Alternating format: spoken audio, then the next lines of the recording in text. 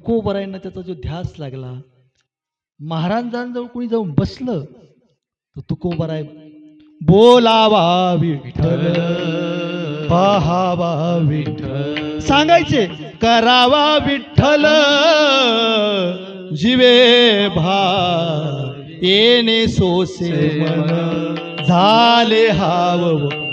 तो पळून जायचा तुकोबरायाकडून. तुकोबा चकले. तुकोबरायांना वेड लागलं. काय झालं? सदा विठ्ठल विठ्ठलच म्हणतायत. तुकोबराय म्हणतायत खरंच मी वेडा झालो, वेडा झालो, वेडा झालो, वेडियाच्या गावी आलो, वेडा झालो मी, वेड्यांच्या गावी आलो. आणि बघा या विठ्ठल विठ्ठल म्हटल्यामुळं, सतत नामस्मरणामुळं तत्कालीन जे धर्म मार्तंडोचे धर्माचे ठेकेदार होते, समाजाचे ठेकेदार होते, महाराजांवर कचेरी भडवली, ग्रामसभा लावली. बोला त्याला अधिकार आहे का? कुणब्याचा पोर तो, आणि तो लोकांना म्हणे कीर्तन सांगतो, भजन सांगतो, अभंग सांगतो, नामस्मरण सांगतो. काय अधिकार का त्याचा? बोलवून घेतलं. तुकोबा तुम्ही म्हणे ब्राह्मणांनाही पाया पडून घेतायत, वारकरी पंथ आहे तुकोबाराय म्हणतायत. आमच्यात एकमेकाच्या पाया पडणं म्हणजे काही मान अपमान नाही, तो परमात्म्याचा आदर आहे, त्याच्यामधला जो ईश्वर आहे त्या ईश्वरत्वाला तो आदर आहे, प्रणाम आहे. नाही तुम्हाला कीर्तन करता येणार नाही. महाराज म्हणे तुम्ही भूलोकीचे देव आहात, आम्ही करू कीर्तन, बंद करतो मी. मग कुजबूज चालू झाली, अजून काय करायचं? मग ते मंबाजी रामेश्वर बुवा सांगायला लागले त्याचं नामचिंतनही बंद करा. तुकोबा तुम्हाला नामचिंतनही करता येणार नाही. मग मात्र खटका पडला, देवा ते कसं बंद होईल? म्हणे का होणार नाही? कीर्तन बंद होईल म्हणतो, मग नामचिंतन का होणार नाही? तेव्हा तुकोबाराय म्हणतो माझी मज झाली अनावर हे माझे मज झाले अनावर माझी मज झाले अनावर माझी मज झाले अनावर चंदया नामाचा घेतला चंदया नामाचा घेतला माझे मज झाले अनावर माझे मज झाले अनावर माझी मज झाले अनावर माझी मज झाले अनावर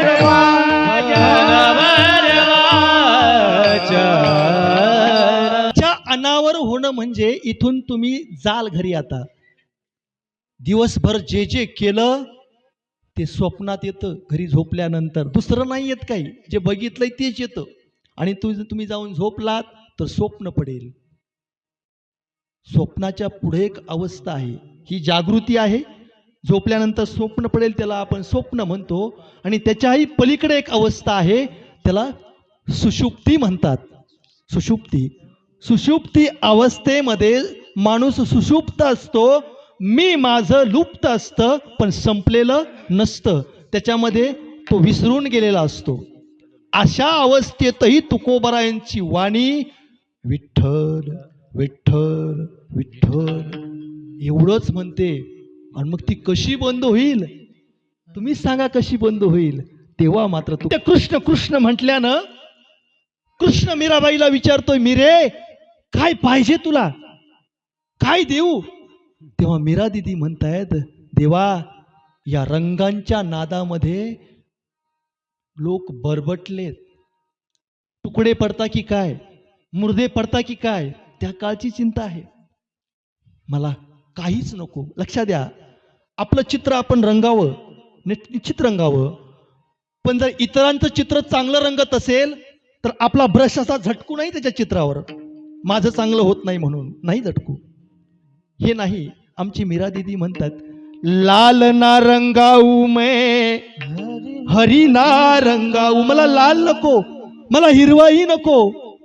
देव म्हणतायत मी तुला पाहिजे काय? अपने ही रंग में रंग दे चुनरिया, श्याम पिया मोरे रंग दे चुनरिया, श्याम पिया मोरे रंग दे चुनरिया, श्याम पिया मोरे रंग दे चुनरिया. बघा, तुकोबारायांना कीर्तन जे बंद करायला लावलं, गाथा जो बुडवला, याचं कारण होतं द्वेष.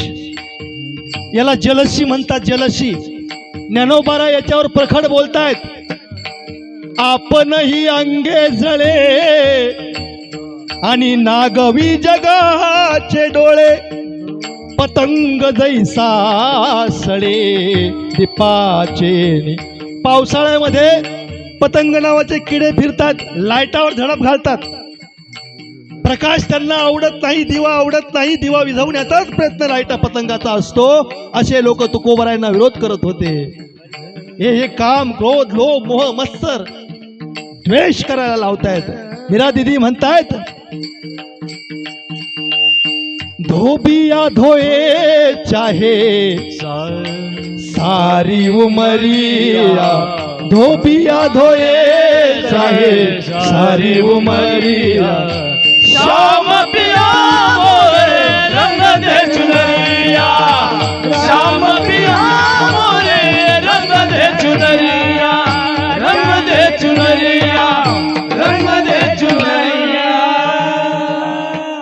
एक रंग होऊन जातो, एक रंग. शांताकारं भुजगशयनं पद्मनाभं सुरेशं, विश्वाधारं गगनसदृशं, मेघवर्णं शुभांगम. काय रंग आहे? मेघाचा जर वर्ण असेल तर चायनामध्ये तेच मेघ आहे, अमेरिकेतही तेच आहे, जर्मनीतही तेच आहे. या आकारात सगळे महात्मे विलीन होतात. बघा, पण त्याच्यासाठी रामकृष्ण नामाचं तप आपल्या पदराच्या गाठीला असलं पाहिजे.